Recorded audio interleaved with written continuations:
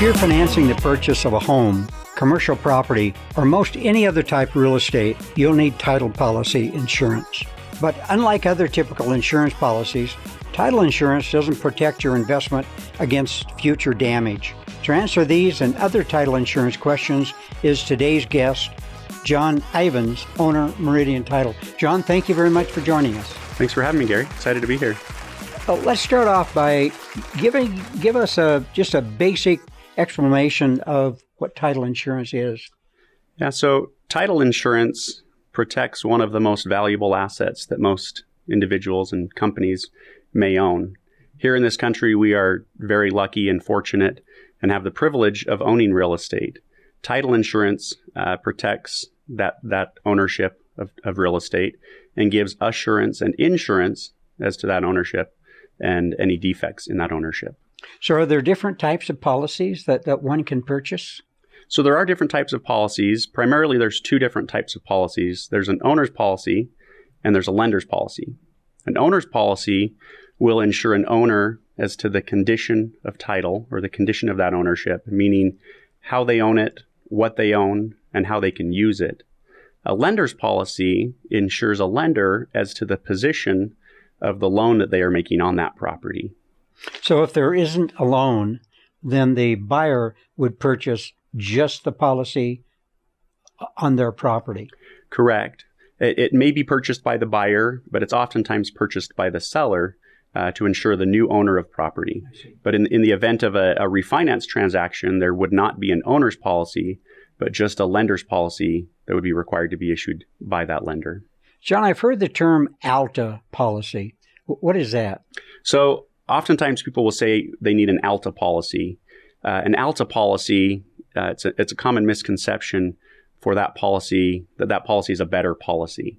But an Alta policy is simply a policy issued or a form issued by the American Land Title Association, or Alta. So an Alta policy is just a type of policy, and there are many variations of an Alta policy, different types of coverage. I see. For both the lender and the buyer. Correct. There's a standard policy for both lenders' policies and owners' policies. And then there's different types of extended or expanded coverage, providing more coverage for that product. I see. Tell us what title insurance does not cover. So first and foremost, title insurance does not cover unrecorded matters affecting that real property. Unless extended or expanded coverage is issued, then those unrecorded matters, they would be covered. It also does not cover against matters or items that are known to the parties in the transaction. You know, if parties enter into an agreement or are aware of a certain defect or an encumbrance on that property, that item would not be covered. So meaning that they know about it, but they don't share that information with you. Yeah, either they don't share the information or they don't do anything to resolve it. Okay. And you answered this partially previously, but who pays for a title policy? So it depends on the transaction. In a purchase transaction, the owner's policy is typically paid for by the seller of that property. So a seller will sign a warranty deed, typically conveying ownership and title to that property to the new buyer to protect themselves and to protect the buyer with that warranty. A title insurance policy will be issued and typically paid for by the seller. If there's additional coverage, that additional coverage or that extended coverage is oftentimes paid for by the buyer. And in the event of a loan being made on that property, the lender would require that the buyer pay for and have issued to the lender lender's policy of title insurance. I see.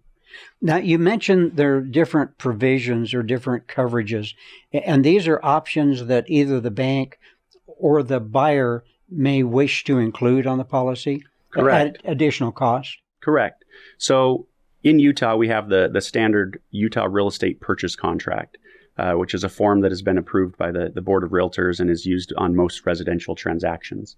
In that contract, it does call for a homeowner's policy of title insurance to be issued, or a homeowner is another variation or a type of policy, an extended coverage policy, and that would be paid for in entirety by the seller of the property. With a lender may and typically requires extended coverage to be issued, which provides some additional insurance for that loan that's being made. And how long does title insurance last? How long does that policy stay in effect? So it depends on the policy. A lender's policy remains in effect as long as that lien is a current and valid lien on the property. So as soon as it's paid off, that lender does not require title insurance, and that policy goes away. So that particular policy. What about the owner's policy? So the owner's policy actually remains indefinitely. As long as they own the property. As long as they own the property, or as long as anyone that inherits that property or obtains that property by operation of law, such as a divorce or a settlement agreement or a will, some heirs receive property, then they would receive that policy together with the property. Is title insurance mandated? Is it a requirement of law on all purchases of real estate? So technically it is not required. But as we talked about, the standard Utah real estate purchase contract does call for an owner's policy of title insurance to be issued in favor of the buyer, paid for by the seller. So it, under the standard REPC, it is called for. It is also required by most institutional lenders, bank, credit union, mortgage company. So they will require that a title insurance policy be issued in their favor, protecting the loan that they're making. Sure. So it's not mandated by law, but it's prudent. It would be silly not to purchase title insurance. I always say yes. I'm in the business, but I think most attorneys would agree that if the insurance is available and that coverage is available, take advantage of it and get the coverage. It'd be foolish not to. Sure. How old is the concept of title insurance? So, as I mentioned, one of the greatest privileges we have in our great country is to own real estate. And dating back to the 1600s, Virginia first set into practice the requirement of documents or matters that affect real property to be recorded in the county recorder's office that property lies in. Even today, every state in the country has a similar requirement. Sometimes it's a county recorder's office, but sometimes it's a parish recorder's office. But any matter affecting that real property must be recorded in the county recorder's office. During that time in the 1600s and on, there were individuals called conveyancers. Conveyancers would search these matters, these records, to determine and give information regarding that property to a buyer or a seller.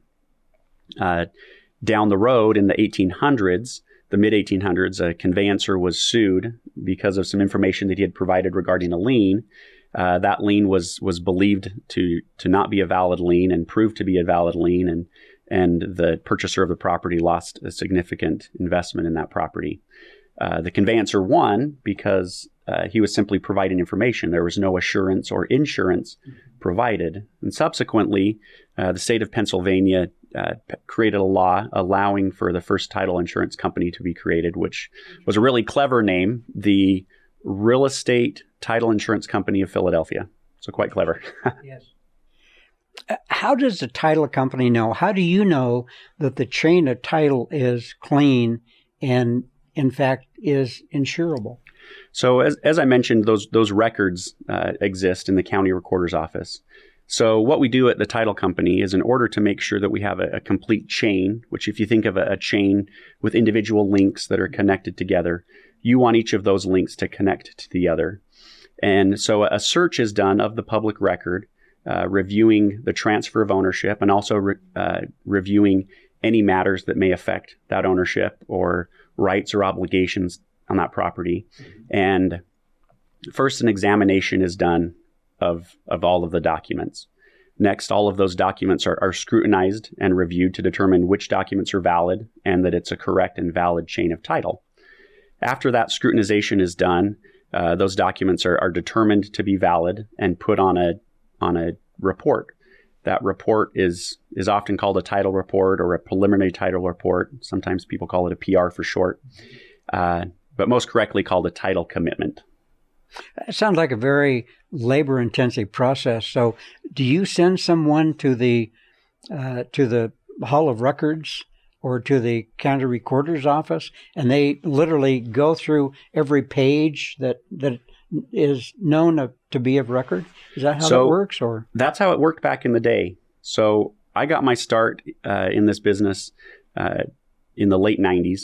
And back in the day, we would have to go to the county recorder's offices and search those records manually. Each document that is recorded is given a book and page and an entry number. Those entry numbers are sequential. Some counties will reset them each year.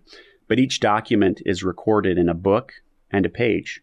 And those books are still in existence today in what they call the vaults at the county recorder's office, which are actual vaults to protect against fire. But most of those documents are now digitized and available to us to search digitally. I see. So you can, from the comfort of your own office, you can analyze and review the data to ensure that it's up to date and correct. Correct. It's a lot easier today than it was back in the day. No doubt. Are there any problems a title search may not reveal? And if so, can you give us an example? So the most common would be, again, those matters that are unrecorded. Matters that are unrecorded or known to parties that are not recorded in the county recorder's office. Or are those non-recorded items legal? Generally, no. They may have some legal standing, but usually they can be fought and protected against. Before issuing a new policy, do you complete a survey, a site survey of the property to ensure that it's within these bounds and there are no encumbrances or inappropriate deviations? So that's a great question. Surveys are typically not required on most residential transactions. So especially in urban areas, we have what are called a lot and block or a subdivision description of the property.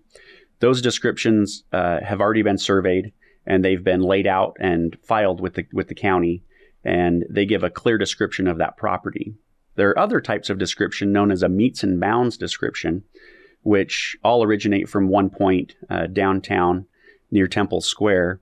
And those meets and bounds description use a grid system and lay out the property specifically using bearings and degrees and feet, and sometimes what are called rods or chains as forms of measurement. And they outline and describe where that property is exactly in the state on that grid system.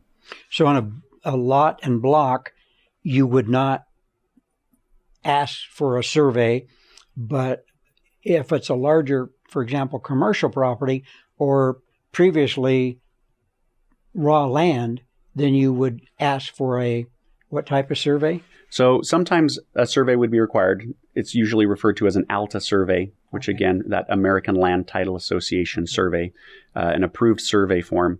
And it would be required in those situations if extended coverage was requested. It would be required to review and compare the survey against the current description of the property to make sure there are no defects. And that's the meets and bounds. Correct. And that's for larger parcels, generally? So it could be large parcels, but oftentimes commercial properties, if they're in urban areas, will actually be a commercial subdivision. So it may not necessarily be a meets and bounds, but you could have a small residential home, even in the heart of Midvale or downtown Salt Lake, that could in fact be a meets and bounds description.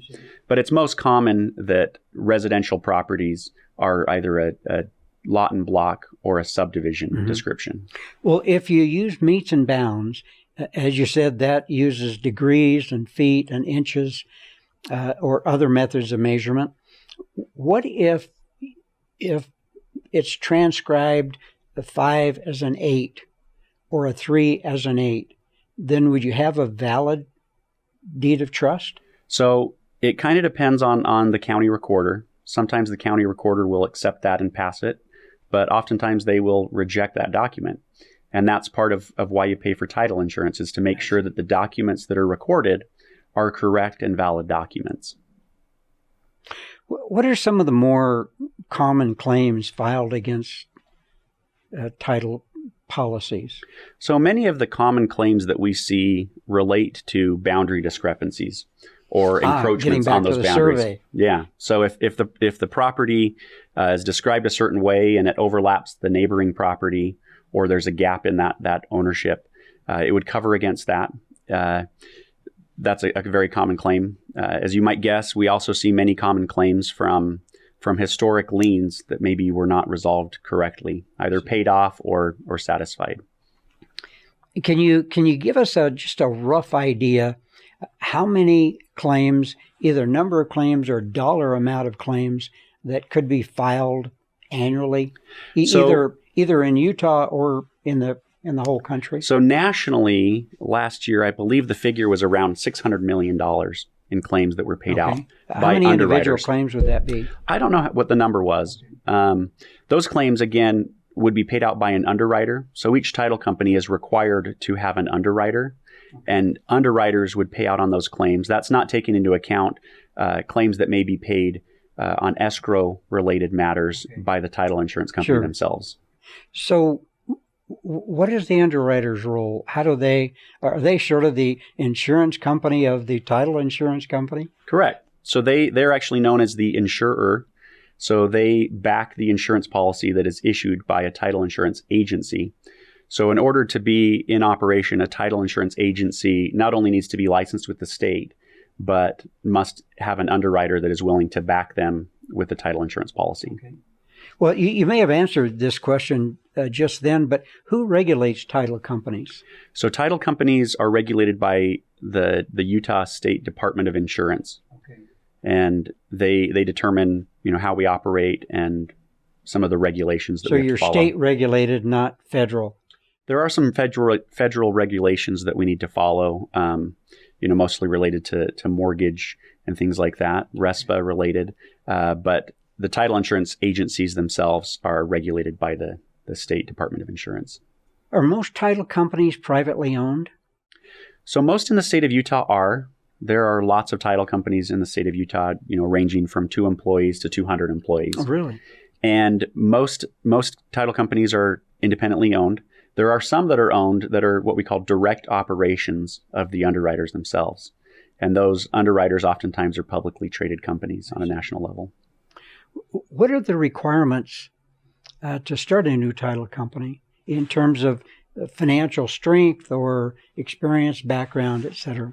So those have changed recently. As I mentioned, that in order to be a title company, you must have an underwriter. That's one of the requirements. The state requires that there is a capitalization requirement. That is currently for new title companies coming into the business, $200,000 of capitalization. Gosh, that doesn't seem a lot, does it? Well, that's actually brand new. So historically, it was actually zero. Really? Yeah. So it's something that was changed within the last 4 years. Another requirement is that there must be some licensing. So an individual or multiple individuals must have a valid title license, title examination license, and an escrow license that have been valid for 3 of the last 5 years. Okay. What are the requirements for a title license? So title license, they're not super strict. You need to be a resident. You need to be of sound mind. You need to be 18 years old. And then you must pass a 2-part examination process that's administered by the state. Can anyone contact the title company, or is that sort of the purview of a bank or a financial institution? So I think most people think that you can only contact a title company if you're a real estate agent or if you're a bank lender in a transaction. But we get directed. Work is directed to us by builders, by developers, real estate agents, and banks alike, but also by buyers or sellers. And it's not commonly known, but the party that's paying for the policy is actually able to select the title company that they'd like to work with. I see. Oftentimes they may not have a relationship, so that results in the bank or the title or a real estate agent placing that order for them. So the real estate agent or the bank doesn't have say over where this business is going. That's really up to the buyer.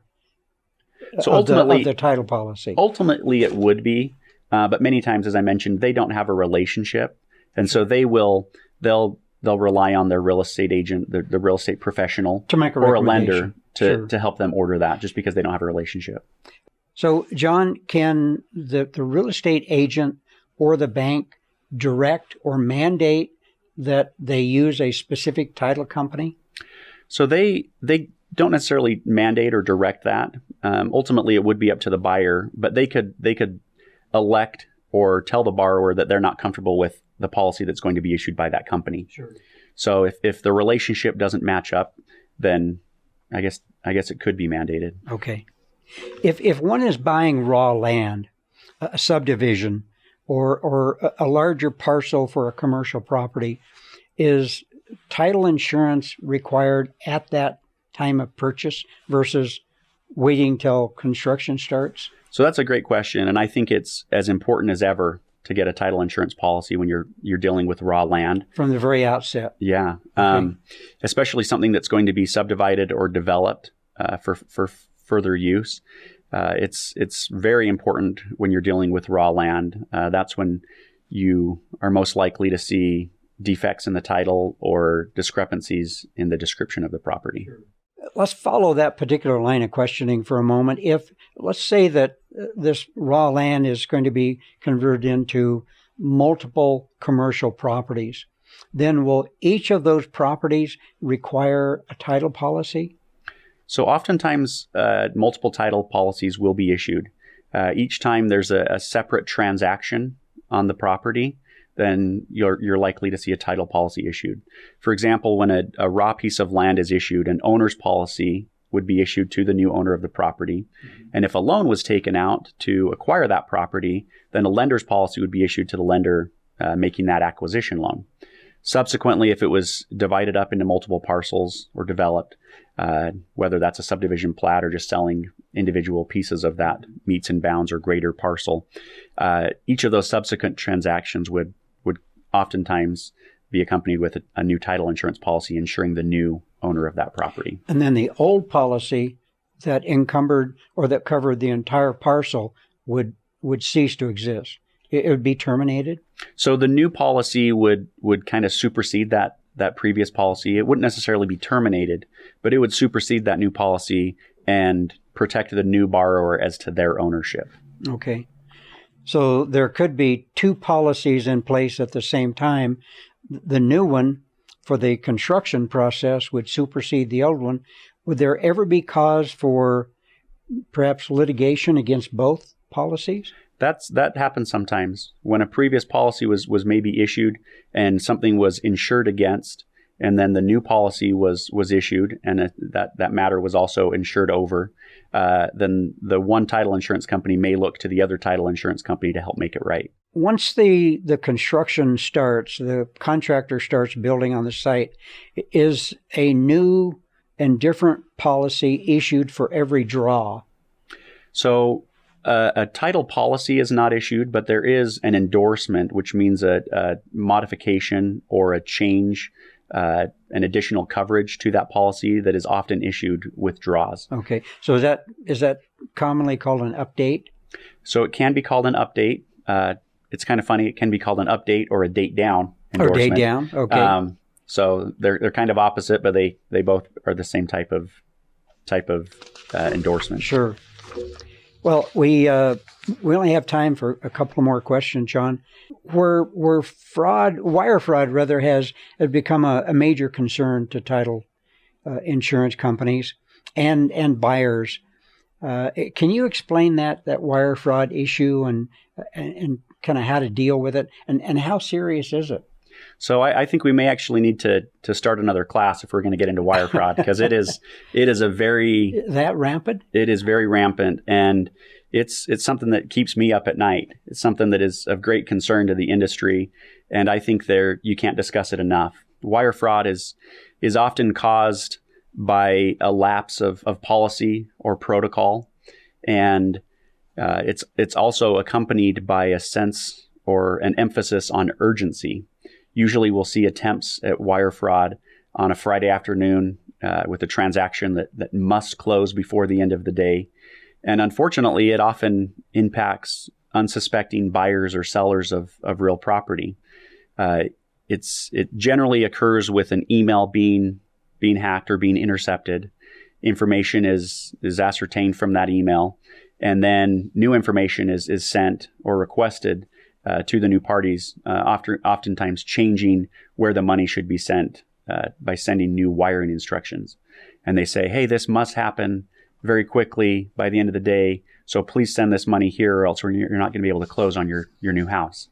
And so once those instructions go to the bank, they wire the funds, then there's nothing that can be done after that. Can't they follow up? Can't authorities follow up and trace those funds? So in some cases, yes, but the benefit of a wire transfer is that it is immediate. And so those funds will come out of your account immediately. Oftentimes, a fraudster will bounce those funds around between multiple accounts, and sometimes they can be stopped. They can be frozen. But in order to freeze the account, it requires immediate action on the part of the title company and the parties sending the money. And we have some success stories of being able to recover some of those funds, but unfortunately in our industry, there are oftentimes where those funds are unrecovered and that money's lost. How serious of an issue is that here in Utah? Any idea how many cases have been filed and how many dollars have been involved in that? So I don't know the number of cases that have been filed or the cases that have been opened up. It is something that's very rampant. We have fraud attempts at our company nearly daily.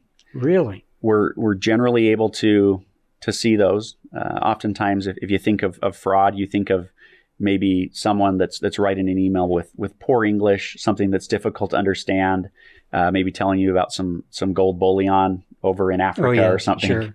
But nowadays, it's becoming a lot more sophisticated.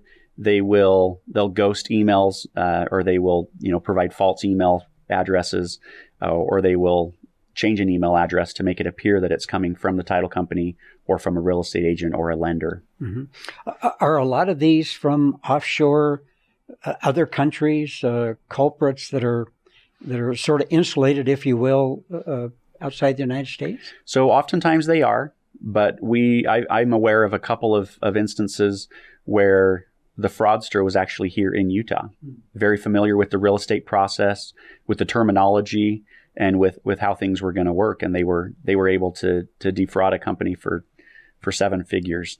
Okay. Those funds were able to be recovered, but it's a very serious issue. And is that hacker in jail today, or? I hope so. I hope so. Yes. John, can you give us an idea what other services does Meridian Title offer other than just title insurance? So Meridian's been around since 1980. We're primarily a title insurance company issuing title insurance policies.